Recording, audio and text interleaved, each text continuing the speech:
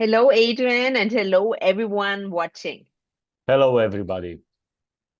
Adrian, can you remember a specific time in the corporate world when you resisted change? Absolutely. Every time I heard the word change, the first thing that came to mind was it's going to be more work for me. This is going to disrupt my day. I'm not going to like it. I'm not going to be that efficient, and so on. It was a negative connotation to it.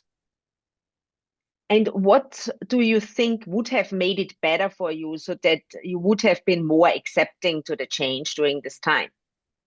I believe the way the change is communicated has a very, very big impact on the employees.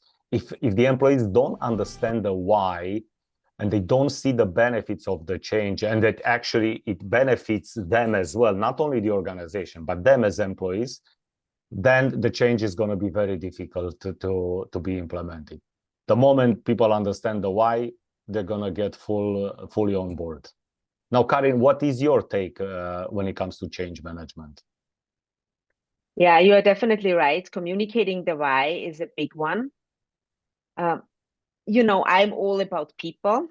And I think sometimes the focus of the people who have to communicate the change is too much on the new project, on the new process, or whatever has to change. And I think a, a simple from shifting from the project to the people would be very helpful because you got to understand what people go through emotionally when they simply hear the word change. They feel Yeah. their day is interrupted, their routine is interrupted. They have to learn something new. They don't want that. So as soon as people make an effort understanding what the people are going through, I think the change will go way smoother because in general, I think people don't resist change. They just resist being changed. That's the big one. Yes, that's so true. So this was our thought for today.